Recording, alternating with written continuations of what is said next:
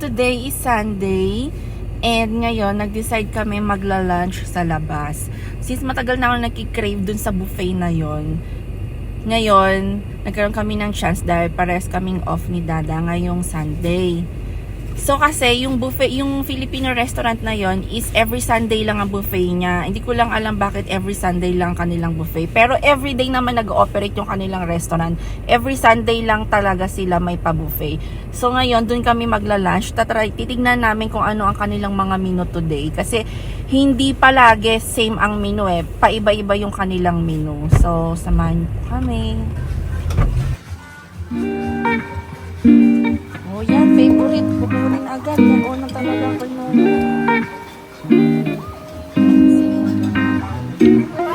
Ay, ano na, may binataan.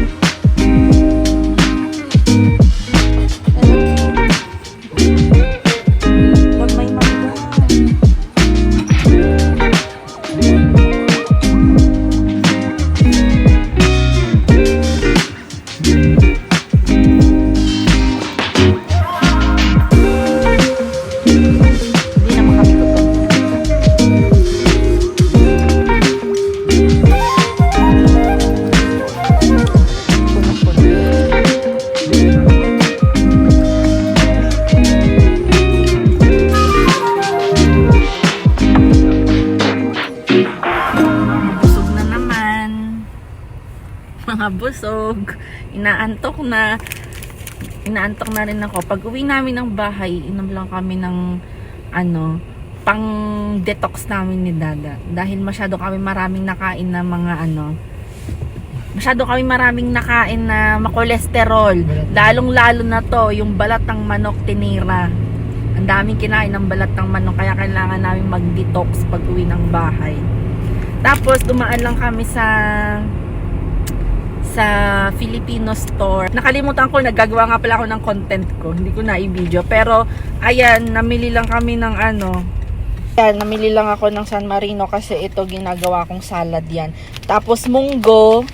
Tsaka, itong all-purpose. Nag-iipon ako nito kasi minsan ang hirap makabili. Kaya, pag may chance, kapag may stock, bumibili na ako kahit pa isa-isa para makaipon ako. Tapos yan, munggo. Dahil bukas kami ay magluluto ng munggo. So yan, pauwi na kami dahil ang aming alaga for sure ay baka nagwawala na doon. Sa susunod talaga, maglalagay na akong CCTV sa sala para pag mag-ingay si Cookie,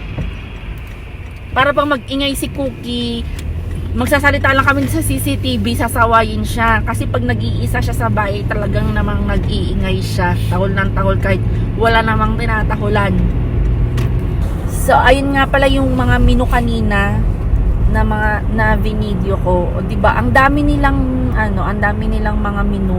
May dinuguan. Pero yung favorite ni Dada na papaitan, wala. Parang minsanan lang sila maglabas ng papaitan, no? Minsan lang sila maglabas ng papaitan. Ang sabaw nila ngayon is sinigang. Tapos, magkano per head doon, ate? 22 po. Ay, 23 po. Tapos sa Phoenix Buffet? 28. 23 lang. 23 din. So, ayun, 23 per head pala doon. 25 kasi 100 plus yung nangyari. Oo. O, mas mura dyan sa Filipino store. Pero syempre, kaya mas mahal sa Phoenix dahil Asian kasi yun eh. Ano kinaibahan? Ay, basta yun na yun. Mas gusto ko pa rin ng Filipino food. Pero masarap din naman sa Phoenix, diba? Ang masarap doon yung siomai nila. Tapos yung buchi, yun. Pero kasi sa Filipino store ko, ay sa Filipino restaurant ko, ang Filipino buffet pala, kung ang hanap mo ay Filipino food, dun ka sa Barkada Grill.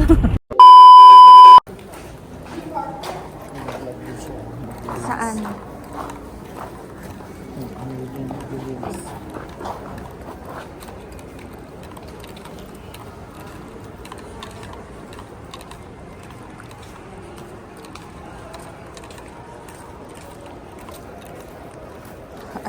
Nakachinelas kasi.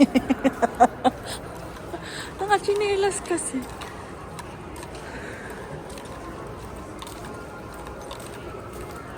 Ito pala.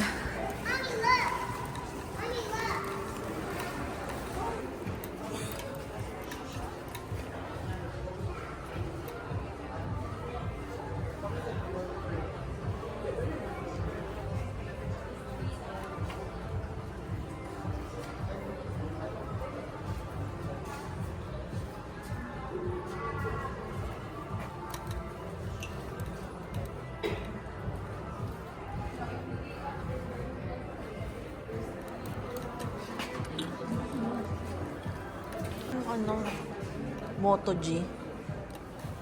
Tayo sa mga doorbell.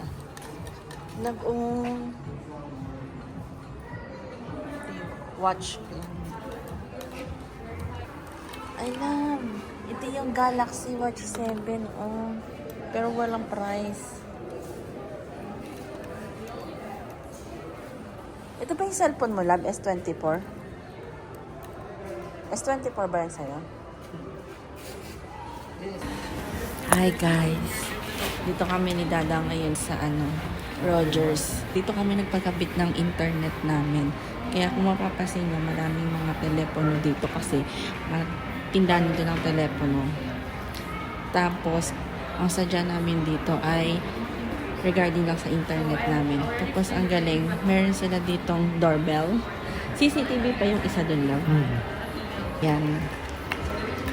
Ito yung doorbell nila. Pwede ka magpa-install yan. Pero syempre, bayad rin yan monthly. Tapos ito naman CCTV. Ito doorbell na may CCTV na yan. Tapos ito, CCTV sa front house or pwede yan sa garahe. Pero syempre, pag nagpa-install ka nyan, meron pa rin yung bayad monthly. So, itong Rogers na to, parang sa atin, mga Globe, Smart, ganyan. So guys, ngayon, punta naman kami dito sa Bath and Body Works. May sale. Pang Valentine's na lang yung mga nila. Ay, $15 lang, oh. Select clearance. Ay, hindi lahat. Hindi lahat 15. Ay, yung tag $15 lang kunin natin. Nasaan yung mga tag 15?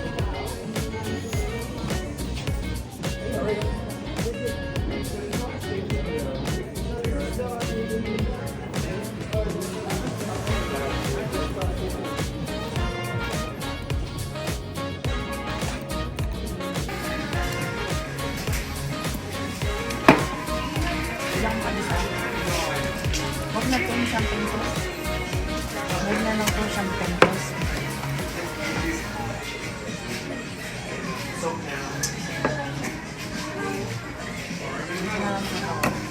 Mabango din kasi itong Lakeside Morning.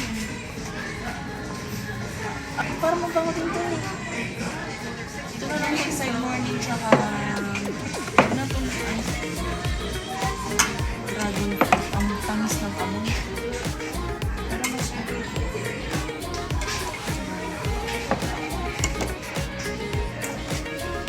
Ano yung mabango sa yung di ba?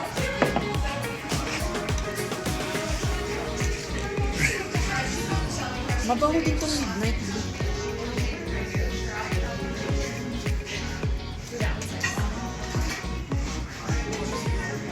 Okay na. Nag-a-addict na naman tayo.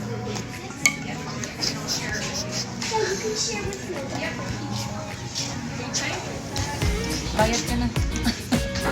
So, ayan. Nakabili na naman ako ng 2 kandila. Nilibre ako ni Dada. Buy one, take one kasi. Hindi talaga siya actually buy one, take one. Ang original price ng isang 3-wick candle, 50%. Kasi 29 eh. ang yung original price, Oo. 29. 29 lang isa eh. 15 na lang. Hindi halos 50%. Ang original price ng 3-wick candle is nasa $29. Tapos ngayon, na lang siya, $15. Parang buy one, take one na nga din, ano? Kasi naka 33 kami. Naka 33 si Dada. Kaya bumili akong 2 kandila. Ati kasi ako sa kandila. Mabango naman kasi talaga yung kandila ng ng Bath and Body Works. Especially kapag nagluluto ko ng ulam. After ko magluto ng ulam, yan, automatic mag-open ako ng kandila para hindi amoy lutong ulam yung buong bahay. Thank you. Sana sa susunod yung naman. So, yan, pauwi na kami. Dadaan lang kami sa Walmart.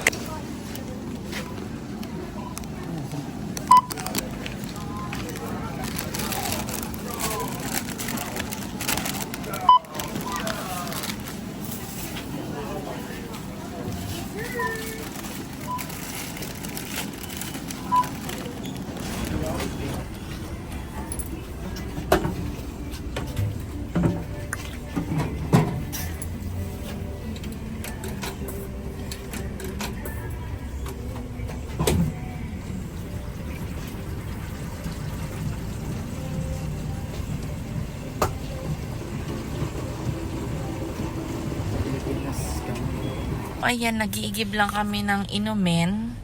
Dahil dito ay kanya-kanyang igib ng tubig. Ayan si Dada. Yun. Kanya-kanyang igib ng inumin. Unlike sa Pilipinas, meron tayong water station na ibibigay mo lang yung lagayan mo ng tubig. Tapos, pagbalik sa'yo ng lagayan, may tubig na. Dito, kanya-kanya po. So, maghuhulog ka lang ng barya, $2. Pwede rin naman card. Kung wala kang coins, itatap mo lang yung ATM card, yung debit or credit card mo, tapos yon. Pero kung may coins ka, yon, para siyang token na para siyang yung lagnagan ng token. Ilalaglag mo lang yung $2, tapos pinutin mo lang yung start, lalabas na yung tubig. So, mineral waters refilling station po yan. Magpapagas si Dada, tapos magpapa-car wash kami. Pero bago namin ipasok sa car wash, sabi ko kay Dada, linisin niya muna ang windshield. sabi ko kasi kay Dada, unahin niya nang ilinisin na muna yung windshield. Kasi pagdating namin dun sa loob, doon sa car wash doon, hindi masyadong nalilinisan yung windshield. Especially kung matagal nang hindi ka nakapag-car wash, tapos yung dumi sa windshield dumikit na talaga. Mahihirapang maalis dun sa car wash. Kaya sabi ko kay Dada, imano-mano niya naman. Wow, taga-utos yarn. Utusan? Utusan?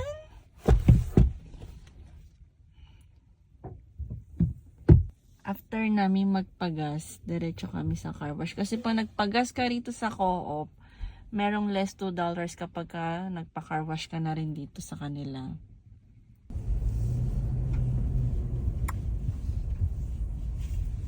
Welcome. Pag ako ang magpapa-car wash dito, mahirapan talaga ako. Dahil hindi ko alam kung masasakto ko ba yung gulong doon. Palagay ko dyan ay mag-atras abante ako. Tapos, sharp curve pa. Ay na. Hindi ko alam kung makakaya ko ba.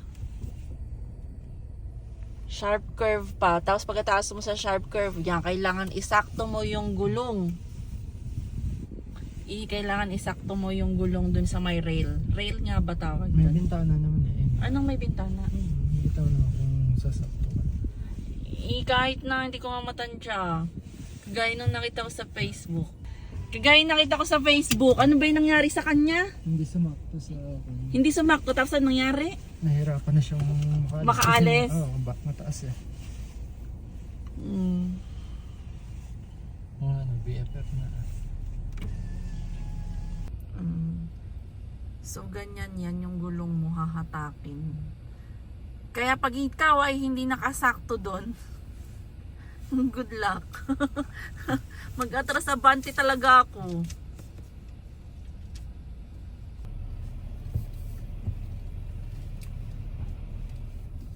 Magsha-shower na naman si Rani after isang buwan. 1 month bago na-car wash ulit. 6 digit code down.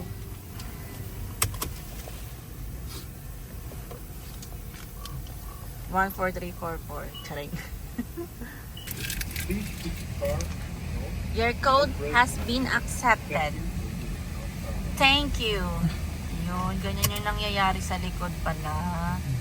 Yun yung sa ilalim, may nag-spray na rin sa ilalim. Ito nasa bandang unahan.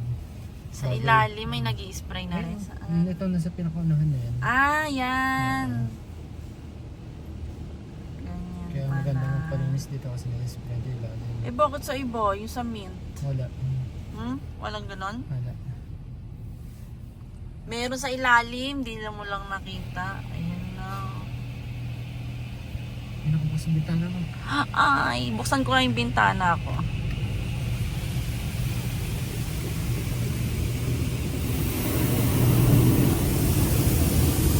Ala, hindi matanggal yung dagta.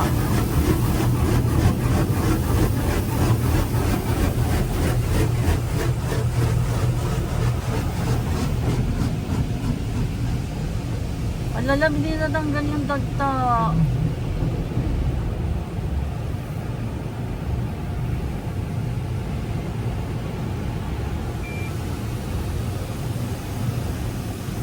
Wala, hindi natanggal. Lumambot lang pero hindi siya natanggal, oh.